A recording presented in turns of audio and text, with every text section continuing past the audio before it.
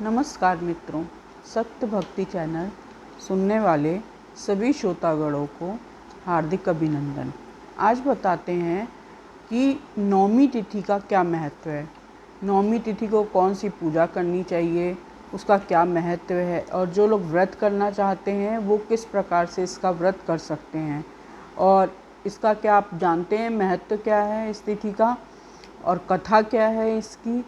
तो इस दिन नौमी तिथि जो है वो कल पड़ रही है, तो नौमी तिथि को भादो मास की जो नौमी तिथि होती है उस तिथि को श्री वृक्ष नौमी व्रत करना चाहिए, या आप व्रत नहीं कर सकते तो पूजा ही कर लें।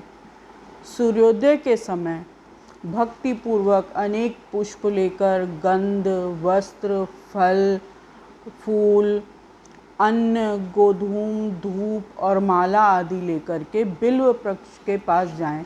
जो बिल्व का पेड़ होता है, सावन में सभी लोग बिल्व के पत्ते तोड़ते हैं, चढ़ाते हैं, तो आप लोग अच्छे से बिल्व वृक्ष पहचानते होंगे।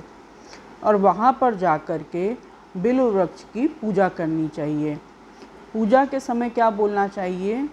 श्रीनिवास नमस्ते अस्तु, श्री वृक्ष शिववल्लभ ममाभिलषितं कृत्वा सर्वविघ्न हरो भव। इस मंत्र से पूजा करनी चाहिए। पूजा करके श्री वृक्ष की 7 बार प्रदक्षिणा करनी चाहिए और 7 बार प्रदक्षिणा करके आप उसको प्रणाम करें। उसके बाद जो है आप बोलें श्री देवी प्रियताम, कि देवी की प्रसन्नता के लिए, उनकी प्रियता के लिए, प्रिय बनने के लिए मैं इस पूजा को कर रही हूँ या कर रहा हूँ। पुरुष और स्त्री दोनों ही कर सकते हैं इस पूजा को। इसके बहुत ही शुभ लाभ होते हैं और ये छोटी सी पूजा होती है। इसके बाद आप भोजन में खुद भी दही, फूल, फल आदि को मिट्टी के पात्र में रखें और चुपचाप बैठकर बिना बोले हुए इस भोजन को ग्रहण करें प्रसाद स्वरूप से। जो भगवान को आपने चढ़ाया था अब उसमें से थोड़ा सा ग्रहण करें। इस तरह से ग्रहण करके वृक्ष का जो पूजन करते हैं उन्हें बहुत सारी संपत्ति का लाभ होता है। देखिए, इस तरह की छोटी छोटी पूजाएं हमारे मास में बहुत पड़ती हैं, लेकिन सबको लोग जानते नहीं हैं। तो सिर्फ बड़े बड़े त्यौहार होते हैं वही सबको पता होते हैं, वही सब करते हैं। लेकिन ऐसी छोटी छोटी पूजाएं करते रहने से आपके जीवन में आने वाली जो छोटी छोटी तकलीफ़ें होती हैं वो दूर होने लगती हैं। आपको पता ही नहीं चलता, आपकी ज़िंदगी आसान हो जाती है, आपकी सेहत अच्छी रहने लगती है, आपके बिगड़े काम बनने लगते हैं, आपकी धन संपत्ति जो इधर उधर अटक जाती है वो आपको मिलने लगती है। तो बहुत छोटे छोटे उपाय और छोटी छोटी पूजाएं मैं आपको बताती हूँ जो कि बिल्कुल ही नए तरह से हैं और जो कि आपको अभी तक शायद पता नहीं चली होंगी कि हमारे शास्त्रों में, ग्रंथों में, पुराणों में ऐसी बहुत सारी चीज़ें हैं जिनको हम ध्यान नहीं देते कभी। हम सिर्फ बड़े बड़े व्रत, बड़े बड़े पूजा विधान उसी को करते हैं, पर साथ में अगर आप छोटी छोटी ये चीज़ें करते रहिए तो आपका जीवन बहुत आसान हो जाता है। अब बताते हैं इसकी कथा कि नौमी तिथि की कथा जो है वो क्या है। इस कथा को आपको पूजन के समय पढ़ना है। तो इसमें होता ये कि भगवान श्री कृष्ण ने स्वयं ये कथा बताई है।